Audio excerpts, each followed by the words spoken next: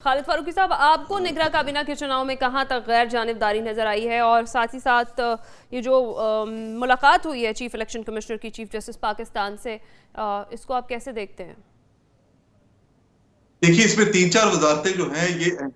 मिसाल के तौर पे वजीर खारजा जलील अब्बास साहब आ जाएंगे, जी हाँ। तजारत की वजारत वो गौहर साहब के पास चली जाएगी, इसी तरह जो सुना जा रहा है। इसी तरह इतलात और नशरियात सोलंकी साहब के पास है, और वजीर दिफा वहां से जो एक रिटायर्ड सरकारी ऑफिसर सीनियर तरीन जो उनके हैं वो आ गए।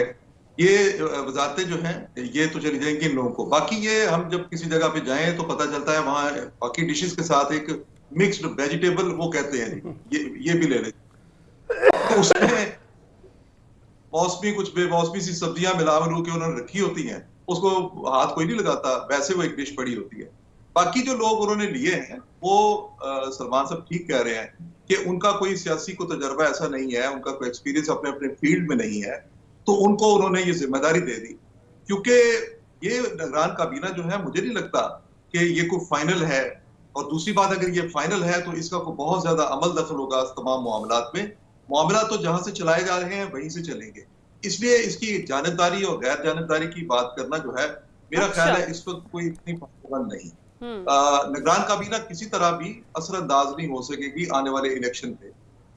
अब जो काबीना इस वक्त मौजूद थी, आप ये हम सब जानते हैं कि जो इस वक्त पिछली पीडीएम की हुकूमत थी उसमें जो एक कैबिनेट मौजूद थी उसके वज़रा किस हद तक फाल थे, किस हद तक एक्टिव थे, हम्म। जहां से जो ऑर्डर आते थे क्या उनको ओबे नहीं किया जाता था, वो तस्लीम नहीं किया जाता था, उन्हीं पे अमल दरामद होता था। सो इसलिए निगरान काबीना के बारे में ये तो नहीं कहा जा सकता कि वो कोई फैसला कुन अहमियत रखती है और कोई बड़े उसके थ्रू बड़े जो फैसले हैं वो पॉलिसी डिसीजन वो लिया करेंगे। मुझे ऐसा नजर नहीं आता। जो चेहरे हमने देखे हैं उनसे बिल्कुल भी ये तवक्को नहीं की जा सकती। ये खानापुरी भी है, कुछ जमातों को खुश किया गया है, नून लीग को कदरे ज्यादा खुश किया गया। मेरा ख्याल है कि उसके लाइक माइंडेड जो हैं वो ज्यादा है। जो पीपल्स पार्टी है, दो तीन चेहरे उसके नाम पे भी हैं, जैसे सोलंकी साहब का चेहरा भी है, लेकिन सोलंकी साहब के ताल्लुकात नून लीग से भी काफी बेहतर है।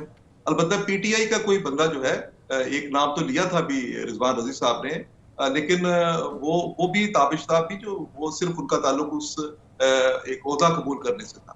अच्छा। जो इंतखाबात की बात है, असल ये है कि आप देखें बड़े आराम से 3 महीने के लिए इलेक्शन आगे चले गए, 4 महीने के लिए, और ये 4 महीने इलेक्शन कमीशन ने एक तरह का डिक्लेयर कर दिया है कि हल्का बदियों का काम दिसंबर में मुकम्मल होगा और इंतखाबात हो सकता है 3 मार्च को हो। तो इसका मतलब ये हुआ कि 4 महीने के लिए इलेक्शन मुलतवी हो गए, और इलेक्शन मुलतवी करने का इलेक्शन कमीशन की तरफ से ये ऐलान उस वक्त सामने आया है जब चीफ इलेक्शन कमिश्नर की जनाब चीफ जस्टिस से मुलाकात हुई। हम्म। इस मुलाकात से पहले अगर ये ऐलान किया जाता तो इस पे कुछ और ख्यालात होने थे। अब जब चीफ जस्टिस से मुलाकात करने के बाद ये इलेक्शन कमीशन ने ये अनाउंस किया है, तो ये फिर बड़ी एक मानी खेज बात है। इसका मतलब है कि तमाम जो हलके हैं उनको एतमाद में लिया गया है। जाहिर है कि स्टेट तो ये चाहती होगी कि अभी इलेक्शन थोड़ा आगे चले जाएं, हम्म। और उसके बाद जहां से एतराज आ सकता था वहां मुलाकात करके मुतमईन कर दिया गया। अगर चीफ जस्टिस मुतमईन ना होते तो आज हो सकता है कि इलेक्शन कमीशन की तरफ से हल्का बंदियों के शेड्यूल का इस तरह की अनाउंसमेंट सामने ना। जहां ठीक है। तक इलेक्शन की बात है, हम्म। ये मैं आपको बता दूं, जी। आप समझे ये ये गैर जानिबदाराना और शफाफ इंतखाबात होंगे। इलेक्शन डे पे बहुत अच्छे इंतखाबात होंगे, लेकिन ऐसी शक्ल में जब इसमें हमें पीटीआई का वो धड़ा, मैं धड़ा का लफ्ज बोल रहा हूं क्योंकि पीटीआई के हिस्से किए जा रहे हैं, जिसकी क्यादत इमरान खान नियाजी कर रहे हैं, क्या वो उन इंतखाबात में हिस्सा ले सकेगा? क्या इमरान खान इस इलेक्शन में हिस्सा ले सकेंगे?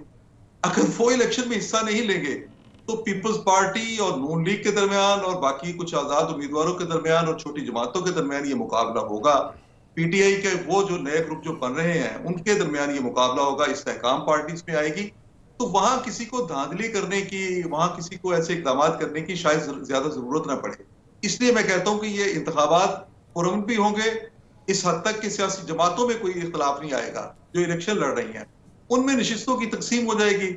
जो बड़ा एक फरीक है जिसने जिसने जिसकी तरफ से मुखालफत हो सकती है, मुझे नहीं लगता कि वो इलेक्शन में, आने वाले इलेक्शन में पीटीआई जिसकी क्यादत इमरान खान साहब के पास है, वो उन इंतखाबात में जो कि अभी मुमकिन तौर पर मार्च में हो सकते हैं हम्म। उसमें वो हिस्सा ले सकते।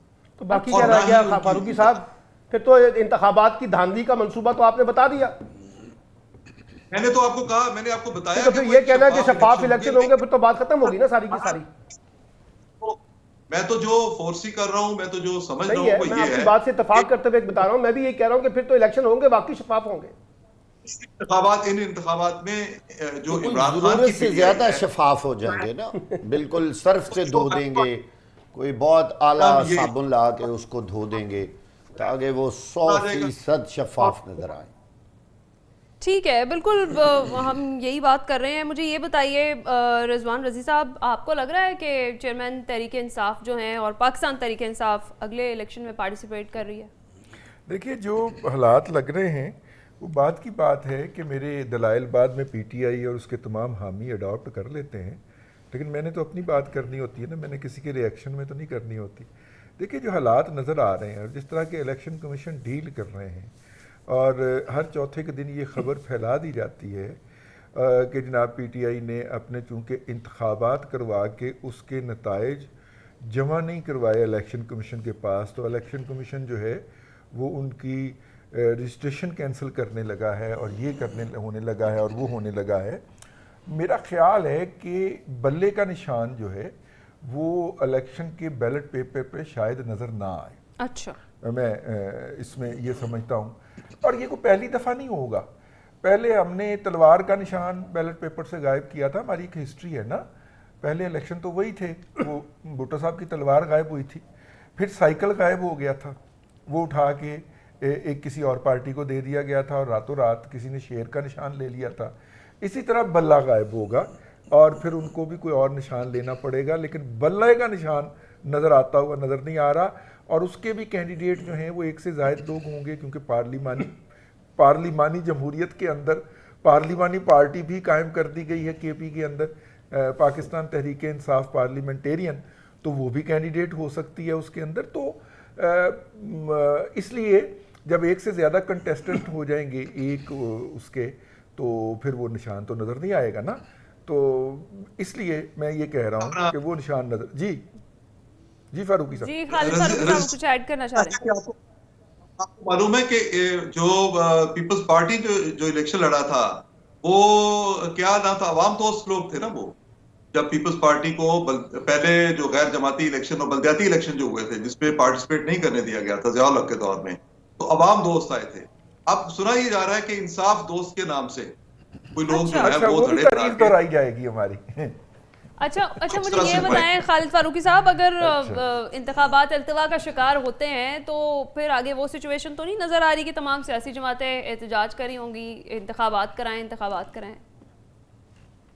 सियासी जमातें एहतजाज कर सकती हैं, और ये पाकिस्तान में सियासत के लिए, जमहूरियत के लिए बहुत अच्छा होगा अगर उसमें पीटीआई के सरबराह जो हैं ये भी शरीक हो जाए, अगर मुमकिन तौर पे उस वक्त जाके कहीं शरीक हो जाए। असल मसला तो ये है कि पाकिस्तान इस स्टेज पर कभी ना आता अगर गैर सियासी रवैये का मुजाहरा ना किया जाता है। अच्छा। मेरा आज भी ये मानना है और मैं आज भी ये समझता हूं कि पाकिस्तान को जो हम इस वक्त जिस स्टेज पर हैं, जिस तरह से सियासी जमातों ने पसपाई इख्तियार की है, जिसको पीछे धकेल दिया गया है, जिस तरह उनको हम शिकस्त खुर्दा देख रहे हैं और सियासी जमात कहीं नहीं चल रही, तो इसमें अगर थोड़ी सी फहम का, थोड़ी सी तदब्बर का और थोड़ी सी रवादारी का और थोड़ी सी सियासत का मुजाहरा किया जाता, तो पाकिस्तान की 3 पार्लियामेंटों ने अपनी मुद्दत पूरी की, इसमें उन्होंने बहुत स्पेस हासिल कर ली थी, लेकिन ये स्पेस जाया की गई है, ये बड़ी मायूस कुन है। इस पे हमें अफसोस करना चाहिए, और सियासी अगर इकट्ठी होंगी तो मेरा ख्याल है इसका सबसे ज्यादा फायदा अवाम को भी होगा, मुल्क को भी होगा और सियासी जमातों को भी।